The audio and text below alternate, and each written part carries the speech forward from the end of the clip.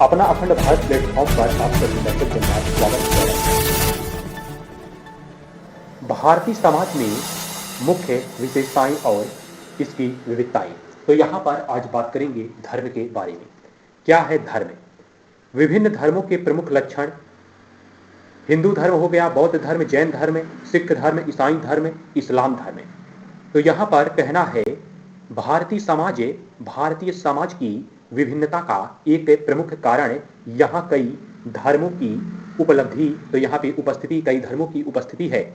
भारत विश्व के प्रमुख है धर्मों का मूल स्थान रहा है। तो आइए यहाँ पे बात करते हैं। यह धर्म है इस्लाम धर्म। इसके लक्षण की बात होती है यहाँ पे इस्लाम धर्म के बारे में। इस्लाम धर्म पूछा गया, इस्लाम धर्म के बारे में बताइए। तो यहाँ पर पैगंबर मुहम्मद साहब ने अरबों के धार्मिक जीवन में आई गिरावट में सुधार लाने के उद्देश्य से जीवन के नए मूल्य रखें तथा उनके नैतिक जीवन को सही रास्ते पर लाने के प्रयास में एक नए धार्मिक समुदाय की स्थापना की। इस नए समुदाय को इस्लामी या कहीं मुस्लिम समुदाय कहा गया है। अब यहाँ पर इस्लाम का शाब्दिक अर्थ है ईश्वर की इच्छा के आगे पूर्ण समर्पण, लेकिन इसमें भाग्यवाद का कोई स्थान नहीं है। अपने नैतिक धर्म में इस्लाम धार्मिकता के आदर्श की प्राप्ति का प्रयास करने को महत्व देता है। पॉइंट इस्लाम स्वयं की पैगंबर मुहम्मद का चलाया हुआ नया धर्म नहीं बताता, बल्कि यह उन तमाम पूर्व धर्मों की आगे की कड़ी है जिन्हें परमेश्वर ने मूसा और ईसा सहित सभी पैगंबरों पर प्रकट किया था। और इस्लाम धर्म को मानने वालों में इस्लाम के अनुसार निम्नलिखित में विश्वास होना चाहिए। जैसे सभी मुसलमानों को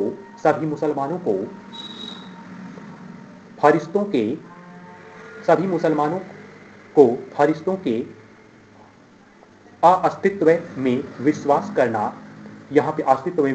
चाहिए, लेकिन उनको पूजना मानना है।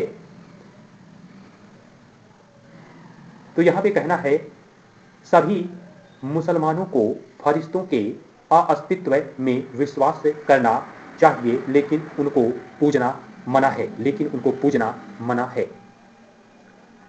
और मुसलमान पवित्र कुरान में विश्वास करते हैं जो पैगंबर मुहम्मद के जीवन तथा उनकी शिक्षाओं पर प्रकाश डालती है।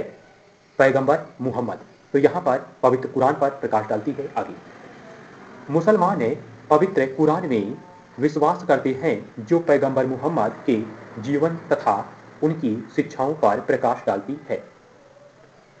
मुसलमान ईश्वर के संदेशवाहकों या पैगंबरों में भी विश्वास करते हैं, जिन्हें अलग अलग युगों में मनुष्यों को अविश्वास से मुक्ति दिलाने के लिए यहाँ भेजा गया। मुसलमानों के कुछ कर्तव्य भी बताए गए हैं। उदाहरण के लिए कलमे का पाठ है 5 वक्त, तो यहाँ पे 5 वक्त की नमाज़ें, तो यहाँ पे कह सकते हैं मुसलमानों के कुछ कर्तव्य भी बताए गए हैं। उदाहरण के लिए कलमे का पाठ है, कलमे का पाठ हो गया, और 5 वक्त की नमाज़ें, और ज़कात अदा करना, रमजान में उपवास है, जिसे रमजान को रोजा भी कहा जाता है, रोजा। तो यहाँ पे रमजान में उपवास रखना, जिंदगी में एक बार जिंदगी में एक बार मक्का में पवित्र कावा की तीर्थ यात्रा, जिसे हज भी कहा जाता है, यात्रा यहाँ पे तीर्थ यात्रा हज यहाँ पे कहा जाएगा इस्लाम में। तो यहाँ पे हज करना मुसलमान स्वर्ग, तो यहाँ पे जन्नत स्वर्ग को इस्लाम में जन्नत कहा जाता है, जन्नत, और नरक को यहाँ पे कहा जाता है, इस्लाम में नरक को कहा जाता है जहन्नुम। तो यहाँ कह सकते हैं, और यहाँ पे नरक में भी विश्वास करते हैं। तो यहाँ पे कहने का तात्पर्य है मुसलमान स्वर्ग यानी जन्नत और नरक यानी जन्नत और जहन्नुम, नरक ये जन्नत और जहन्नुम में भी विश्वास करते हैं।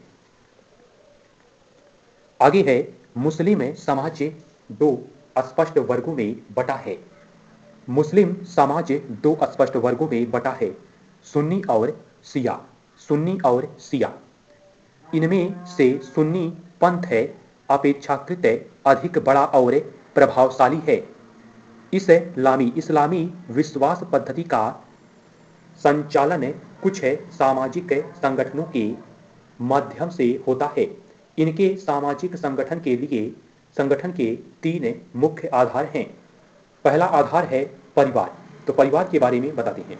दूसरा है विवाह और तीसरा है तलाक। तो यहाँ पे बताते हैं परिवार। सबसे पहले परिवार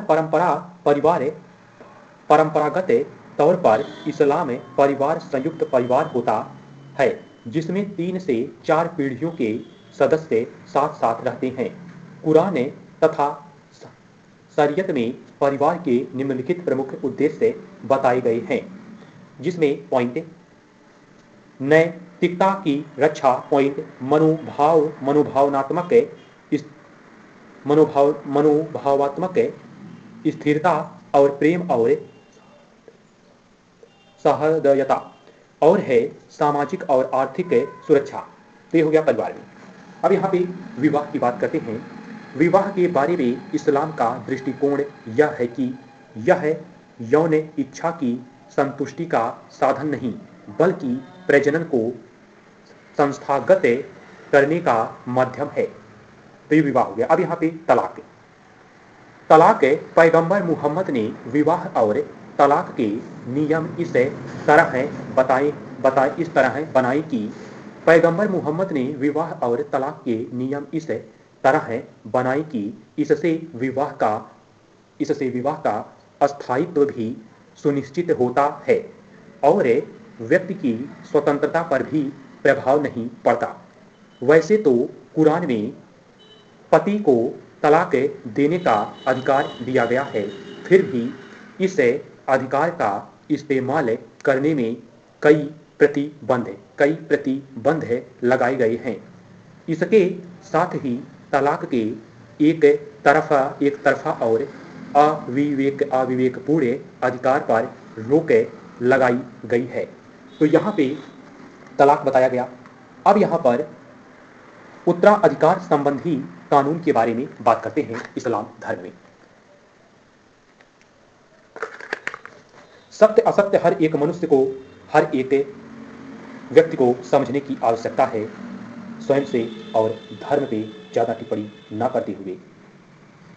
आगे यहाँ पे बताना है उत्तराधिकार संबंधी कानून के बारे में। तो क्या है उत्तराधिकार संबंधी कानून? उत्तराधिकार संबंधी कानून